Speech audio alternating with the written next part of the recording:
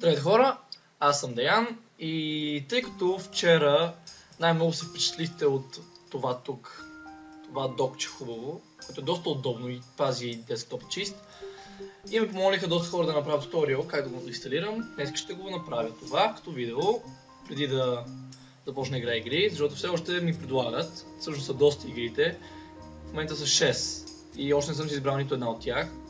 Dragon Age 2, аз имам Dragon Age единицата на компютъра и съм играл 10 часа. Не е доста интересен, всъщност мога да я доигра него и да почна нов сейв. Да, надявах се да не ме видите с очила скоро, но какво да се прави.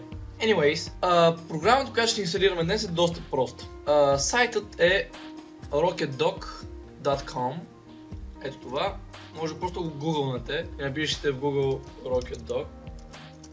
Отделно или заедно няма абсолютно никаква разлика. Веднага ще ви излезе на първата страница. Цъкате на него. После, това е главният сайт. Цъкате на Download и тук цъкате Download RocketDock. Това, което го пише тук, абсолютно не е вярно. Аз съм с Windows 7 64 бита и си върви много добре и съм много доволен. И цъкате на Download. Цъкате на това. English. На мен вече ми е инсталирано. Все пак ще цъкна OK да ви покажа. Цъкаме. OK, Next. Аз си го изключих моето, само за да го мога да го инсталирам. Accept. Цъкаме къде искаме да го инсталираме. Тъй като аз вече съм го инсталирал наистина, не ми се иска пак да го инсталирам, защото може да ми се прецакат някои настройки, които аз съм ги направил. Примерно, той изглежда по много по-различен начин, когато се инсталира. Аз съм го променил. И цъкам Cancel. Това ще ме разберете. Сега пак ще си го пусна. Вижте, то е доста хубаво и прилично готино изглеждащо. Хубавото на тази програма е, че може да сменяте иконките на всичко. Както виждате, Skype, Google Chrome, BitTorrent или всичките други мои програми. Просто цъкате дясно копче, RocketDock, Icon Settings. Тук може да си изберете много различни иконки.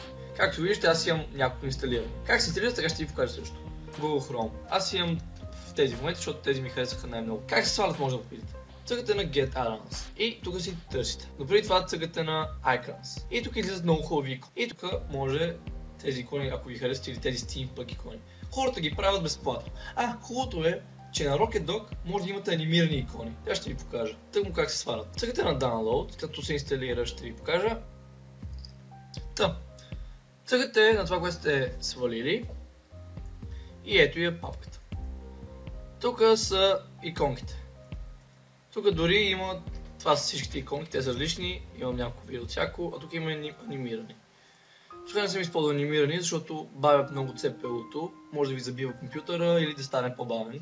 Но ако искате, тук има как се прави. Влизате в Icons, или там където ви иконките, където се ви показва. Влизате след това в там, където ви е RocketDock, където сме го инсталирани. Аз лично съм го инсталирал в D, както всяка друга програма на компютърът ми. Icons и просто пействате. От до всичко. Copy, paste. Аз, както виждате, имам някои. Но защото те се чистят, защото може да се съвпадат имената, цъкам Move but keep both files. След това, както виждате, вече има нови иконки. Доста са. Как да ги сменим? Цъкаме една програмка. Тъй като тук няма много програми, които са без нормална Paint.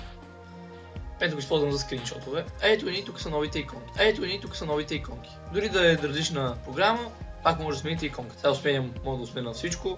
Mozilla Firefox, виждате как изглежда. Зависи на какво сте. Аз кенселвам, защото искам да си остане на Paint. Радвам, ако съм ви помогнал наистина, много се надявам. Искам да кажа малко повече информация за томболата, която направих вчера. За да участвате, трябва да прочетете какво пише в description бокса на първото ми видео, но иначе аз сега ще ви кажа. Трябва да харесате видеото, първо да се абонирате за канала ми, да коментирате и да ми пратите скриншот какъв е коментара, къде сте харесали и абонирали. Къде го изпратите, може да попитате. И искам да го пратите във Facebook страницата ми, която има в description бокса на лично съобщение. Аз ще ви приемам. Там може да се свързвате с мен и да ми давате идеи за игри и всяко такова нещо. Приятен ден, от мен, Деян.